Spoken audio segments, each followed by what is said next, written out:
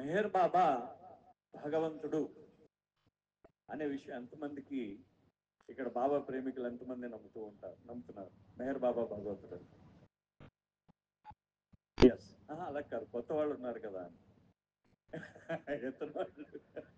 Okay, బాబా general గా మనకి భగవంతుడు, ఇప్పుడు నేను భగవంతుడిని అంటే నన్ను ఇలా ఎగాదిగా చూసి నేను భగవంతుడినా కాదా అని చెప్పి కొంచెం పైకి కిందకి పరికించి చూడడం చాలా మందికి పరిపడలేదు. ఆ తర్వాత కొద్దిసేపు అయిన తర్వాత నన్ను పిచ్చోడు అనుకుంటారు మీరు అందరూ కూడా, ఖచ్చితంగా నేను భగవంతుడిని అంటే. కానీ అదే భగవంతుడు మానవ రూపంలో వచ్చి నేను భగవంతుణ్ణి అని చెప్పిన నాడు సగం మంది, సగం ఏంటి అసలు 99.99% అంటే 99 అంటే 100% పూర్తిగా చాలా మంది, కొద్ది మంది, కొద్ది మంది మాత్రమే నమ్మారు. మిగతా వాళ్ళు ఎవరు కూడా ఆయన్ని భగవంతుడు అనే విషయం వాళ్ళకి తెలియలేదు. అయితే బాబా అంటారు, నేను భగవంతుణ్ణి అనడానికి మీకు నాకు మీరు కూడా నాలాగే మీరు కూడా భగవంతుడు, నేను భగవంతుణ్ణి. ఈ విషయం నాకు అనుభవపూర్వకంగా తెలుసు. అనుభవపూర్వకంగా నేనేం ఆలోచించి చెప్పట్లేదు, నేను రాసుకున్నా ఆలోచించుకున్నది నేను చెప్పట్లా. నేను అనుభవించాను, నేను ఆ స్థితిని, భగవత్ స్థితిని నేను అనుభవించి నేను భగవంతుణ్ణి అని తెలియచేశారు బాబా.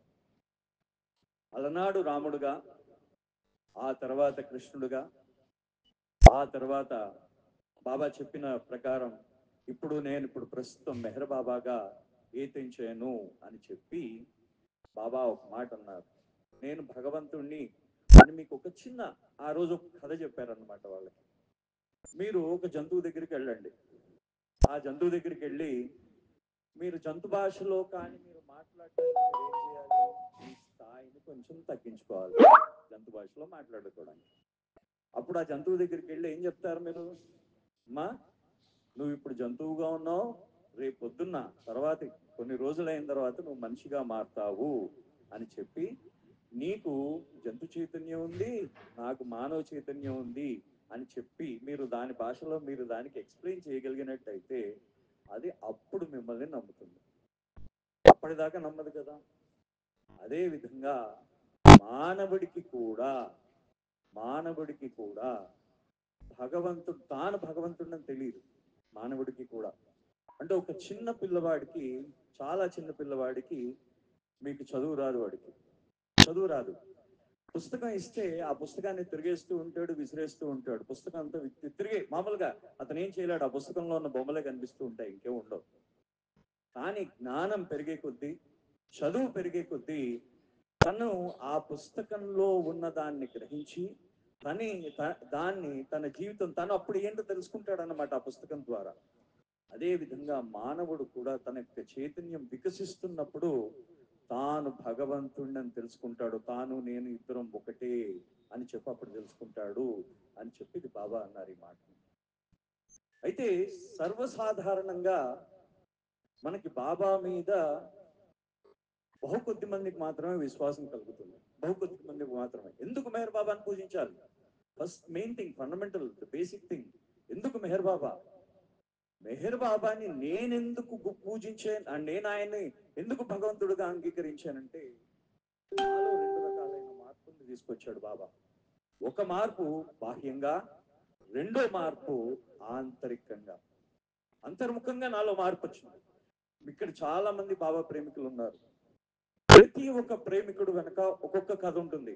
వాళ్ళు బాబా ఏ విధంగా బాబా గురించి వాళ్ళు తెలుసుకున్నారు అనే ప్రతి ప్రేమికుడిని అడగండి, వాళ్ళ ప్రతి ఒక్కరికి ఒక కథ ఉంటుంది వాళ్ళకి.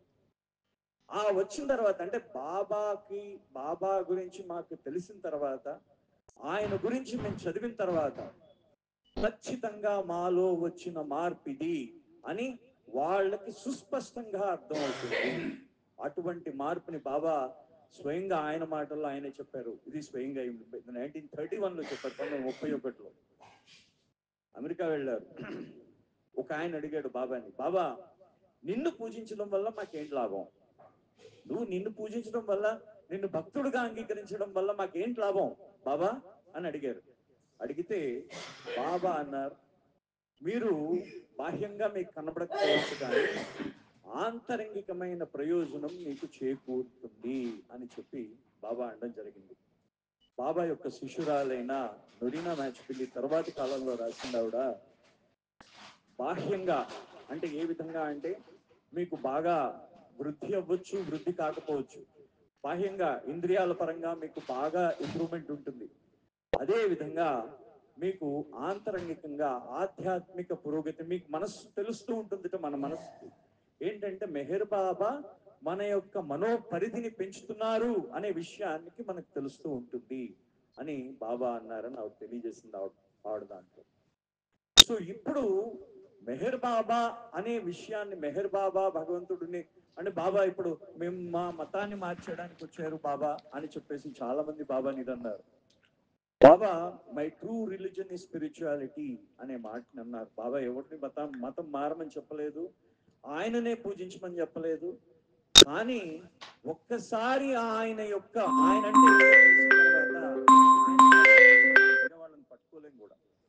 ఖచ్చితంగా అది ఖచ్చితం. ప్రతి ఒక్కరు ఒక్కసారి మనకి మామిడి పండు తాలూకు తీయదనం ఒక్కసారి తెలిసిన తర్వాత మీరు వేరే దాన్ని పట్టుకుంటారా? ఇంకా పక్కన మరి ఇంకా ఎన్ని కాయలు ఉన్నా కానీ మామిడి పండు తాలు దాని శ్రేష్టత దాందే, దాని తీపి దాందే, దాని రుచి దాందే. అదే విధంగా మెహర్ బాబా అనే ఆ మెహర్ బాబా యొక్క నామం యొక్క శ్రేష్టత కూడా ఆ విధమైనదే, ఖచ్చితంగా ఆ విధమైనది. మనం దాంట్లో ఇంకా రెండో సందేహం లేదనమాట బాబా గురించి. మనం భగవంతుడు అంటే రెండు నౌ. ఇప్పుడు బాబా ఆయన సంపత్ అయ్యంగర్ గారని ఒక ఆయన ఉండేవారు. బాబాకి ఆయన చాలా దాన్ని ఏమంటారంటే, మీరు ఇప్పుడు పార్థసారథి టెంపుల్ అని ఉంది, ఇప్పుడు అక్కడ ట్రిపుల్ గేన్ లో పార్థసారథి టెంపుల్ అని ఉంది. ఆ టెంపుల్లో he's one of the trustees. దానికి సంపత్ అయ్యంగర్ గారు ఆ రోజుల్లో ట్రిపుల్ గేన్ లో దాంట్లో అంత శ్రోత్రియ బ్రాహ్మణుడు ఆయన, అంత అలాగా ఆయన దీంట్లో ఉండేవాడు. ఆయన తన నియమనిష్టల్లో ఉండే కుటుంబంలో ఉన్నవాడు.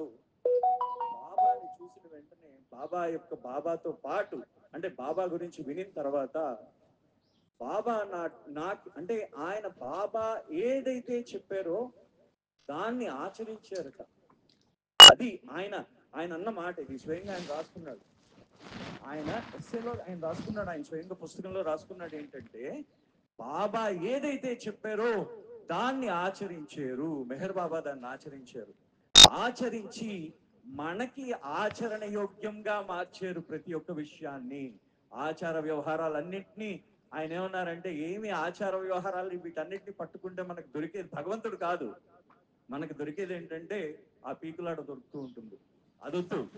మీరు నిజంగా భగవంతుడు కావాలనుకుంటే ఆ ఆచార వ్యవహారాల పరిధి నుండి బయటకు వచ్చి, మతాల పరిధి నుండి బయటకు వచ్చి, ఈ కులాల పరిధి నుండి బయటకు వచ్చి, మీరు ఎప్పుడైతే మీరు విస్తృతంగా మీ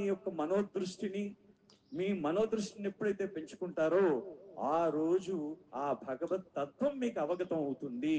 ఆ రోజు అవగతమైన నాడు భగవంతుడు ఏంటో మీకు అర్థం అవుతుంది. ఇది బాబా చెప్పిన విషయం అన్నమాట. సో ఇంత అంటే బాబా ఎక్కడ కూడా బాబా ఏంటంటే ఆయన చాలా స్పష్టంగా ఆయన చెప్పిన విషయాన్ని ఆయన ఆచరించి చూపించారు. మనకు చాలా మందికి తెలుసు, ఇక్కడ బాబా గురించి తెలుసుకున్న వాళ్ళకి, మహారాణుల యొక్క ప్యాలెస్లు అంటే మహారాణుల యొక్క కోటల్లో పడుకున్నారు. దాని మంచం మీద ఆ రాజుల కోటల్లో పడుకుని ఆ మన్నాడు వచ్చి ప్లాట్ఫామ్ మీద పడుకున్నారు బాబా. ఆయనకి రెండు, నాకు సుఖము దుఃఖము రెండు ఒకటే, పాప పుణ్యములు రెండు ఒకటే. నేను పాపి అయినా వాడు పుణ్యాత్ముడైనా ఇరువురిని సమానంగానే చూస్తాను. ఇద్దరు కూడా నా దగ్గరికి రావాల్సిందే, ఇరువురిని నేను సమానంగానే చూస్తాను. మరి ఇంతలాగా కానీ మన నుంచి అడుగుతున్నది ఏమిటి? దాంట్లో లాస్ట్ లో ఫైనల్ గా మన నుంచి అడుగుతున్నది ఏంటి? ఏం అడుగుతున్నారంటే, నీ దగ్గర ఏవైతే బలహీనతలు ఉన్నాయో ఆ బలహీనతలు నాకు ఇవ్వు. ఆ ఒక్క బలహీనతల్ని నాకు ఇస్తే మిగతావన్నీ ఇంకేం అక్కర్లేదు. నీ దగ్గర ఉన్న నీ డబ్బు అక్కర్లేదు, నీవేం అక్కర్లేదు, నీ ఆస్తులు అక్కర్లేదు, ఏమక్కర్లేదు. నీ దగ్గరున్న బలహీనతల్ని నాకు ఇవ్వు, ఆ బలహీనతల్ని నువ్వు అప్పుడు ఏమవుతుందంటే నీలో ఉన్న భగవంతుడిని నేను జాగృతం చేస్తాను, నువ్వు ఎవరై ఉన్నావో వాడిని నేను నిజంగా నేను చూపిస్తాను అని మేర్ బాబా చెప్పారు. ఇంకంతకన్నా ఆయన భగవత్ తత్వానికి నిదర్శనమే ఉంది. అవతార్ మెహర్ బాబా కీ జై. జై బాబా.